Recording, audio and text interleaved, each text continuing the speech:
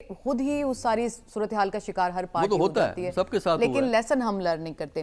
رشید صافی صاحب 63A کی بات آپ سے پوچھنا چاہوں گی میں کہ اس نے راستہ روکا تھا پولیٹیکل پارٹیوں سے، یعنی الیکٹ ہونے کے بعد وفاداریاں تبدیل کرنے کا، لیکن چونکہ اب بینر ہی ختم ہو گیا ہے ایک بڑی پارٹی کا اور آزاد حیثیت میں امیدوار لڑ رہے ہیں، تو یہ تو وفاداریاں تبدیل کرنا الیکٹ ہو کے بڑا آسان ہو جائے گا۔ ہارس ٹریڈنگ کی راہ ہموار ہوگی اس صورتحال کے بعد؟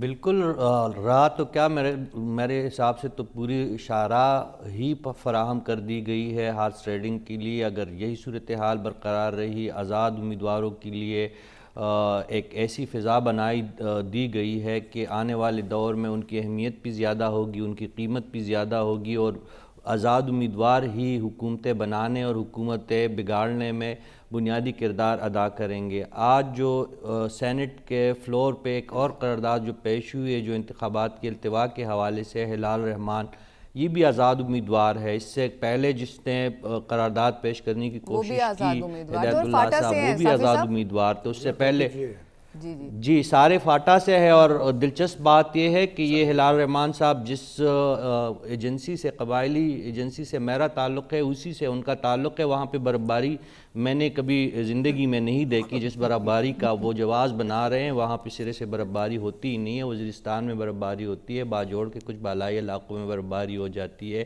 کورم ایجنسی میں برفباری ہوتی ہے، لیکن مومن ایجنسی کے بنجر اور ویران پہاڑوں پہ کبھی برفباری کا ایسا ماحول ہم نے نہیں دیکھا۔ لیکن اگر انہوں نے پریڈکٹ کیا ہو کہ اس دفعہ وہاں پہ برفباری ہو رہی ہے تو انہیں علم ہوگا۔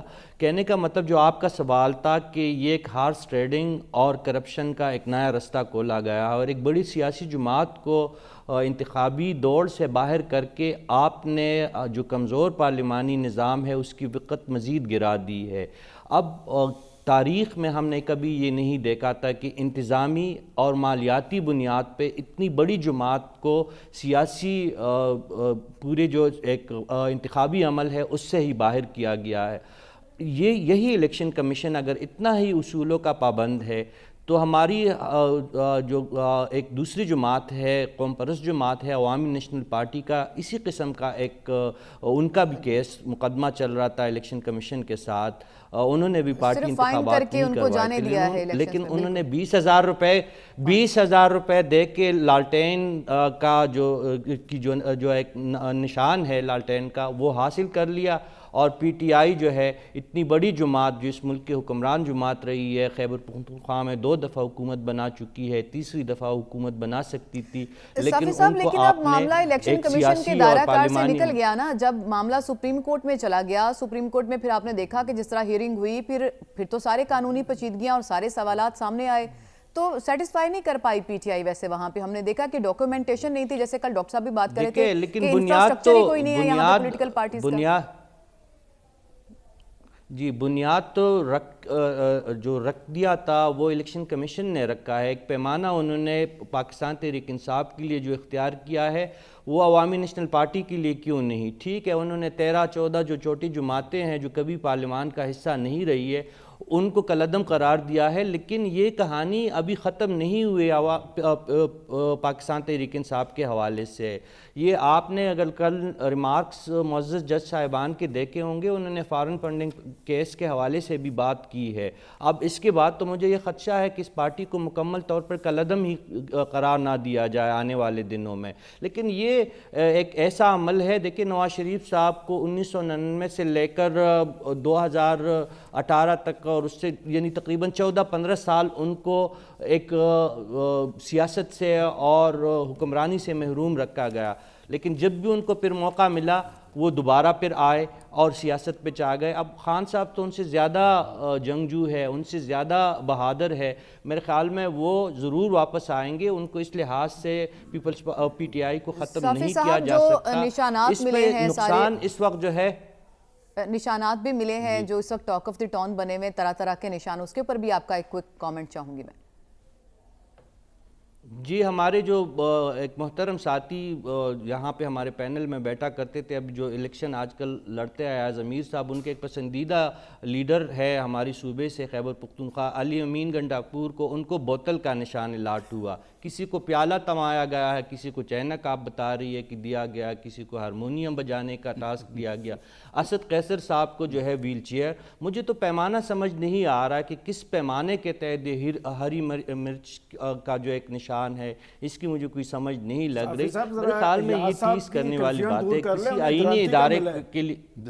ان کو درانتی ملی ہے نہیں, ایاز صاحب کو درانتی کا ملا ہے, ان کے پسندیدہ جی میں وہی کہہ رہا ہوں, ایاز صاحب کو درانتری کا ملا ہے, لیکن ہمارے جو علی امین گھنٹاپور صاحب ہے ان کو بوتل کا نشان فراہم کیا گیا ہے. تو یہ ایک عجیب سی مجھے یہی سمجھ نہیں لگی. شاندارہ گلزار صاحبہ کو پیالہ تمایا گیا ہے, اسد قیصر صاحب کو ویل چیئر پہ بٹھایا گیا ہے. تو یہ عجیب سی انہوں نے کیفیت کر دی, بالکل ایک مذاق بنا کے رکھ دیا ہے. اس پورے پروسیس کا بہت نقصان ہوگا, ان اداروں کو بھی ہوگا, اور جو سیاسی جماعتیں اس وقت اس عمل کو سپورٹ کر رہی ہے یہ جماعتیں بھی کل روئیں گی. پی ٹی آئی جس راستے سے اقتدار میں آئی تھی اسی راستے سے ان کو اقتدار سے اور عوامی منظر عام سے ہٹانے کی ایک بھونڈی کوشش کی جا رہی ہے. بنے ہوئے ہیں وہ یہ انتخابی نشان ہے, طرح طرح کے ہیں, بکری بھی ہے, بینگن بھی ہے, زبان بھی ہے, توا بھی ہے, چمٹا بھی ہے, پرات بھی ہے, نہ جانے کیا کچھ ہے, کچن کا سارا ہی سامان ہے. اب آگے جا کے ایک پارٹی چونکہ سیاست سے باہر ہو چکی ہے, تو اب سیاسی منظرنامہ کیا ہوگا؟ مجیب الرحمان شامی صاحب, کیا اب کوئی پولیٹیکل پارٹی کی اس طرح کی صورتحال ہے کہ وہ سادہ اکثریت لے سکے, یا پھر آپ ایک ہنگ پارلیمنٹ بنتا ہی دیکھ رہے ہیں آگے؟ دیکھیں, پہلے تو ایک بات واضح ہو جانی چاہیے کہ یہ جو الیکشن ایکٹ ہے یہ 2017 کا الیکشن ایکٹ ہے. یہ کوئی ڈکٹیٹوریل رجیمز کا منظور کیا ہوا قانون نہیں ہے, اور جتنے قوانین پرانے موجود تھے الیکشن سے متعلق ان سب کو یکجا کر کے یہ 2017 میں ہماری پارلیمنٹ نے ایکٹ بنایا, اور اس میں تمام سیاسی جماعتوں کی مشاورت شامل تھی.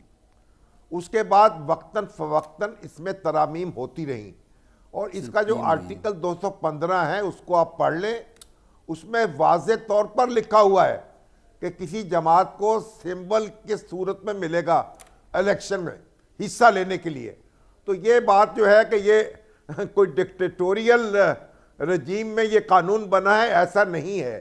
یہ ہماری سیاسی جماعتوں نے اتفاق رائے سے یہ قانون بنایا ہے. صحیح. ایک بات تو یہ. دوسری بات یہ ہے, دیکھیے اس بات سے میں اتفاق نہیں کرتا کہ جو لوگ آزاد حیثیت میں الیکشن لڑیں گے وہ بعد میں پارٹی نہیں بنا سکیں گے. وہ پارٹی بھی بنا سکیں گے, پارلیمانی پارٹی کا حصہ ہو سکیں گے, وہ سینٹ میں ووٹ بھی دے سکیں گے, اور سینیٹر بھی منتخب کر سکیں گے. ٹھیک. اس لیے یہ تو اور دیکھیے 1985 میں جو پاکستان میں الیکشن ہوئے تھے وہ غیر جماعتی بنیادوں پر ہوئے تھے, اور لیکن اس میں جو پیپلز پارٹی تھی اس نے ان کا الیکشن کا بائیکاٹ کر دیا, اور تمام سیاسی جماعتیں جو تھی ان کو حصہ لینے کی آزادی حاصل تھی. ان کے ارکان اپنے طور پر حصہ لے سکتے تھے, لیکن پیپلز پارٹی نے اور اپوزیشن کی کئی جماعتوں نے اس کا بائیکاٹ کیا. لیکن جو اسمبلی وجود میں آئی محمد خان جونیجو کی, اس نے پھر آگے جمہوری عمل کو آگے بڑھایا. اب یہ جو انتخاب ہے اس میں اگرچہ پی ٹی آئی کو سیٹ بیک ہے, لیکن دوسری سیاسی جماعتیں اس میں حصہ لے رہی ہوں گی, لوگ اس میں ووٹ دے رہے ہوں گے, اور اگر لوگ بڑی تعداد میں ووٹ دیتے ہیں اور شرح جو ہے ووٹنگ کی وہی رہتی ہے جو پہلے انتخابات میں رہی ہے, تو پھر تو آپ سمجھیں کہ یہ صدمہ جو ہے ہمارا جمہوری عمل برداشت کرنے کے قابل ہو جائے گا. لیکن اگر لوگ ووٹ نہ دیں, جمہوری عمل میں شریک نہ ہوں, اور پولنگ کی شرح بڑی کم ہو, تو پھر صورتحال مختلف ہو سکتی ہے. صحیح. تو اب جو گیند ہے وہ عوام کی کورٹ میں ہے, اور وہی اس صدمے سے, جمہوری صدمہ جس کو آپ نام دے رہے ہیں, عوام ہی فیصلہ کریں گے. عوام ہی فیصلہ کریں گے. اس جمہوری صدمے سے عوام ہی نکال پائیں گے. شامی صاحب تھوڑا سا وقت کی ہمارے پاس قلت ہے. سلمان صاحب. جی شامی صاحب. میں کہہ رہا تھا بنگلہ دیش میں جو سب سے بڑی اپوزیشن پارٹی تھی, بنگلہ دیش نیشنل پارٹی, اس کو اس طرح زچ کیا گیا, اس کو لوگوں کو گرفتار کیا گیا, ان کے لیے ان پہ مقدمے بنائے گئے کہ اس نے خود ہی بائیکاٹ کر دیا.